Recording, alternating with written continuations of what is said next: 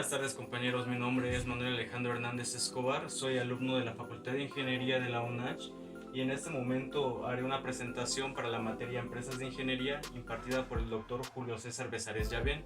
Para esta presentación se expondrán tres temas para la competencia la empresa de servicios de ingeniería. Los temas serán la empresa y su participación en los principales indicadores macroeconómicos, la clasificación de las empresas en general y los servicios de ingeniería. Primero que nada, resulta importante que el alumno comprenda y enfrente la complejidad que se requiere al administrar una empresa de ingeniería. Por eso mismo es necesario que entendamos el concepto de administración. Una administración es la eficiencia y el maximizamiento del aprovechamiento de recursos que serán destinados a la empresa con tal de obtener el máximo beneficio. La empresa y su participación en los principales indicadores macroeconómicos. Primero que nada, cabe aclarar qué es una empresa. La empresa es una organización de personas que se unen para poder lograr un objetivo, esto a través de dar algún beneficio.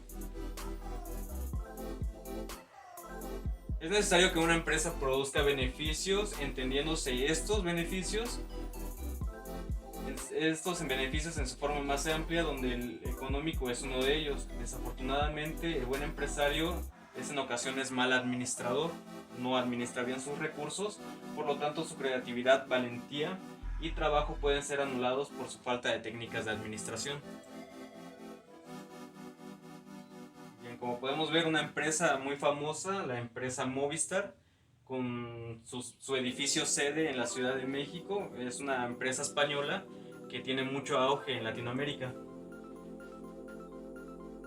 Bueno, el éxito de las empresas depende de buenos líderes que busquen satisfacer a todos los consumidores con productos de interés. Para poder entender cómo se relaciona una empresa con la macroeconomía, cabe resaltar qué es la macroeconomía. Bueno, la macroeconomía es una parte de las ciencias económicas que estudia de manera global la economía. Estudia sus ciclos, el crecimiento, la inflación o el empleo, pero de una forma más global, es decir, de un país. La diferencia entre microeconomía y macroeconomía es que la microeconomía estudia decisiones de hogares, empresas y del Estado, mientras que la macroeconomía estudia grandes variables macroeconómicas, como lo son el índice de precios, el desempleo, el crecimiento económico, equilibrio presupuestario y equilibrio exterior. Una empresa necesita contar siempre con innovaciones y tecnología para ser una gran competidora en el mercado actual. La competitividad es la mayor satisfacción posible al mejor precio y está sujeta a la eficiencia, a las innovaciones, así como a la productividad, que es la generación de bienes o productos con el mejor uso posible de recursos, o sea, una buena administración.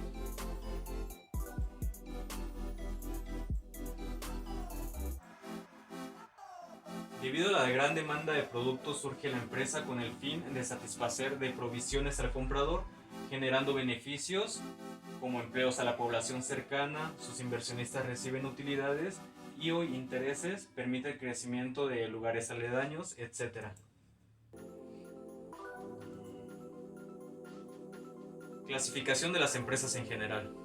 Las empresas se pueden clasificar de la siguiente manera: sectores económicos, el origen de su capital, su tamaño, conformación de su capital, el pago de impuestos, el número de propietarios, la función social y la forma de explotación. Bueno, a continuación explicaré unos cuantos de ellos, creo que son los más importantes. Por sectores económicos. Bueno, las empresas que se clasifican por sectores económicos son las comerciales, las agropecuarias y las industriales.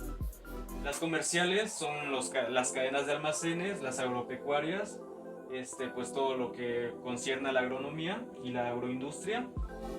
Y la industria transforma la materia prima en un producto terminado. Por el origen capital, las empresas se pueden clasificar de la siguiente forma: público, privado y economía mixta. Público se refiere a las empresas cuya economía proviene del Estado o del gobierno. Las privadas son aquellas en las que el capital proviene de particulares, de personas físicas o morales. Y la economía mixta pues es una mezcla entre la empresa pública y la empresa privada.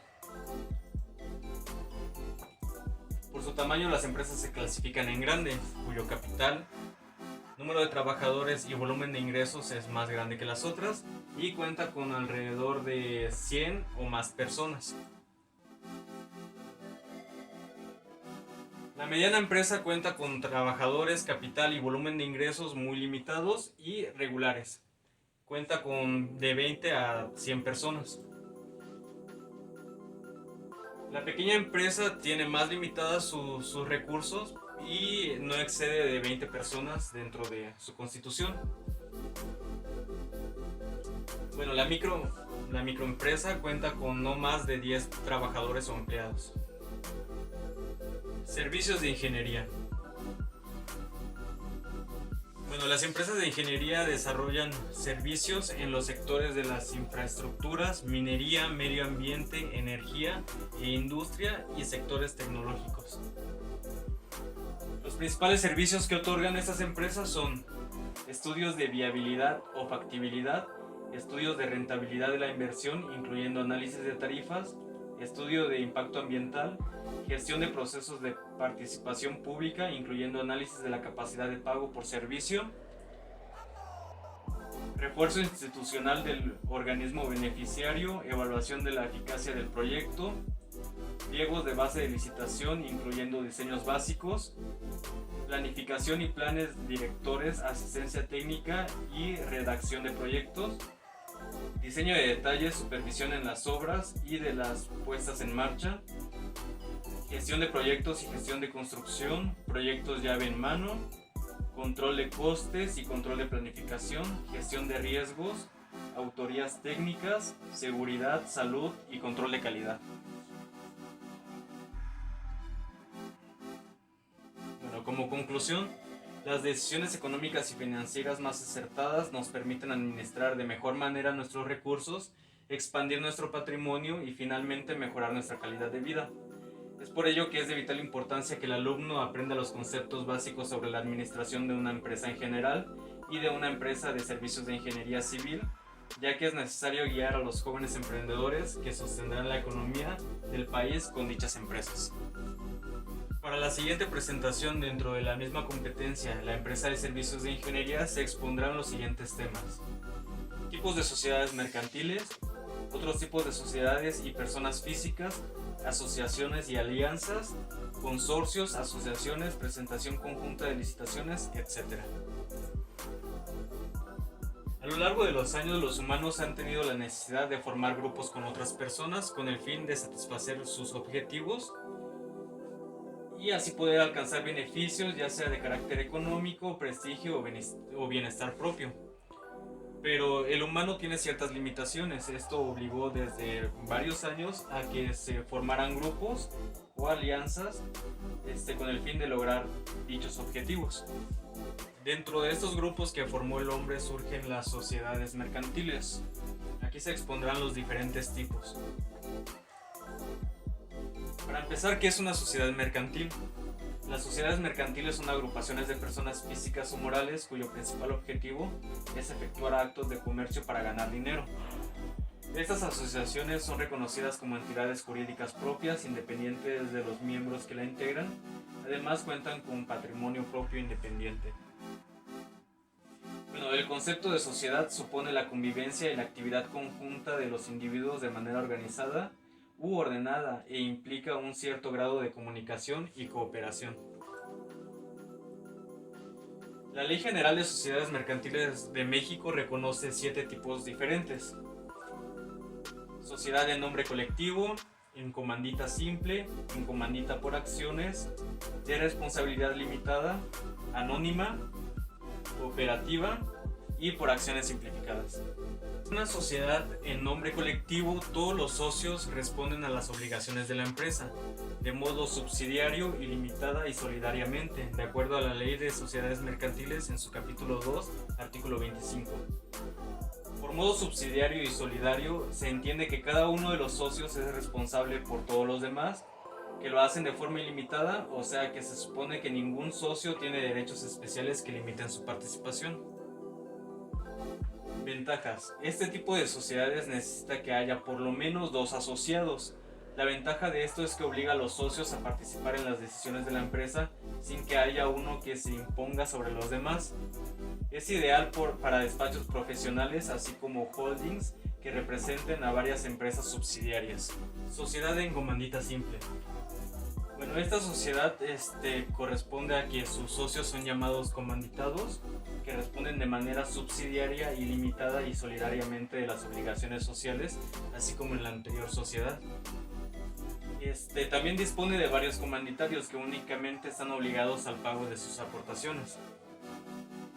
Los comanditados son los socios en nombre colectivo, los cuales son responsables de las deudas sociales de manera subsidiaria, indefinida y solidariamente. Estos tienen la calidad de comerciantes y son sujetos a la quiebra de manera individual cuando se produzca la cesación de pago de la sociedad. Los comanditarios no son responsables ni subsidiaria ni solidariamente de las obligaciones contratadas por la sociedad. Su riesgo y responsabilidad se limita a los aportes realizados, ya que no tienen ni están obligados a responder más allá de los mismos. Las características de una sociedad en comandita simple son económicas y fáciles de crear. Únicamente hay que establecer un acuerdo previo sobre la asociación para establecer la responsabilidad gerencial, la propiedad y la distribución de los beneficios. El nombre de la compañía puede ser el de uno o más de los socios gestores, pero se debe indicar que ese es el nombre de la compañía. La empresa también puede contar con un nombre comercial especial, pero no debe mencionar el nombre de ningún socio comanditario ni el nombre de la organización. Se debe establecer el monto del valor de los aportes de todos los socios. La parte dentro de este monto que le corresponde a cada comanditado y comanditario no se tienen accionistas. Sociedad en comandita por acciones. Se compone de uno o varios socios comanditados que de igual manera responden de manera subsidiaria, ilimitada y solidariamente de las obligaciones sociales, y de uno o varios comanditarios que únicamente están obligados al pago de acciones. En este tipo de empresas se deben de agregar las iniciales sociedad en comandita por acciones, que es S en C por A, y en este caso la capital social se divide en acciones, a diferencia de la otra. Sociedad con responsabilidad limitada. Este tipo de sociedad mercantil está diseñada para empresas dedicadas a la transformación de materias primas o producción de artesanías. Se puede formar por personas físicas o morales. La denominación, razón social o nombre debe de ir seguida por Sociedad de Responsabilidad Limitada Microindustrial y las siglas ART, si ésta se dedica a la producción de artesanías. Este tipo de sociedad no se permiten socios extranjeros y los participantes no pueden estar en otras sociedades microindustriales. La principal finalidad de crear este tipo de sociedades es facilitar el proceso de inserción a la formalidad a las pequeñas empresas familiares o comunitarias. Sociedad anónima. Una sociedad anónima es un tipo de sociedad mercantil cuyos socios lo son por su participación en el capital social por medio de acciones. Este tipo de sociedad es la más común que hay en México, ya que se usa para el desarrollo de cualquier actividad empresarial, como el comercio, agricultura, servicios, ganadería, finanzas, etc. Sus características. Sus miembros reciben el nombre de accionistas. Tener un mínimo de 2 socios y que cada uno de ellos tenga por lo menos una acción. El capital social se divide en acciones, no existe un monto mínimo. La responsabilidad de los socios se limita al pago de sus acciones. Los derechos de los accionistas se dividen en 2, económicos y corporativos. Se constituye con un capital mínimo de 50,000 pesos. Se reserva el 5% de las utilidades anuales hasta que se llegue al 20% del capital social fijo. Bueno, las ventajas y desventajas de una sociedad anónima. Los accionistas no tienen responsabilidades personales, esa es una ventaja. Es fácil acumular capital, tiende a ser una sociedad estable, el capital proviene de los accionistas de la empresa. Desventajas. Tiene una mayor regulación. El poder de la toma de decisiones se basa en mayoría de votos.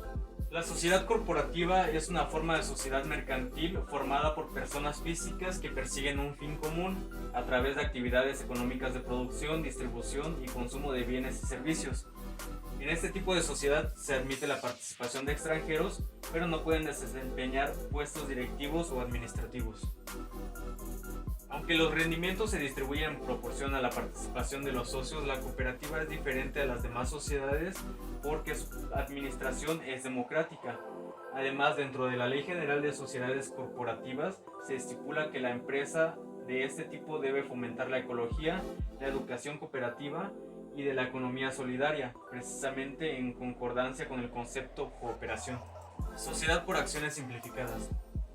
Es un tipo de sociedad mercantil diseñada para construir micro y pequeñas empresas que facturen menos de 5 millones de pesos al año y donde la responsabilidad y participación de cada socio sea proporcional a los recursos aportados. Otros tipos de sociedades y personas físicas. Sociedad civil.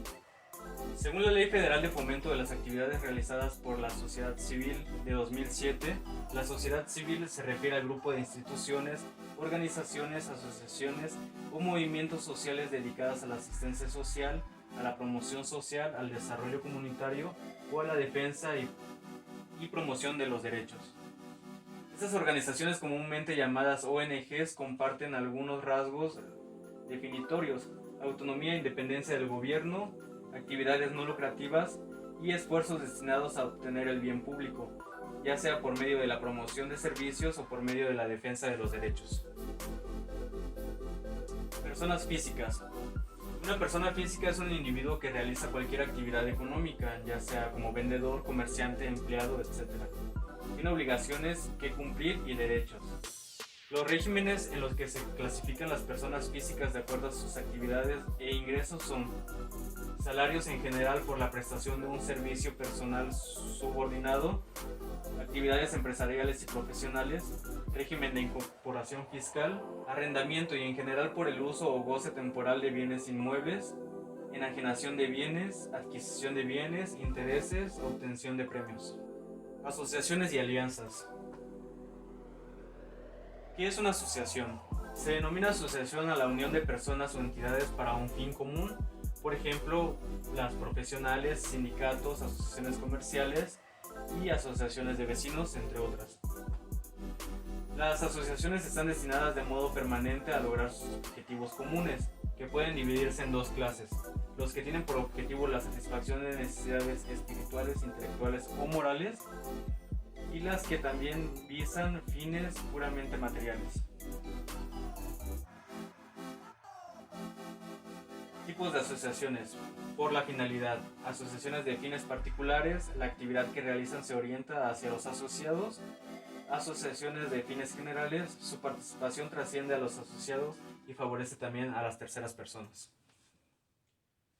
Por su ámbito de actuación. Destinadas a infancia, personas mayores o colectivos desfavorecidos.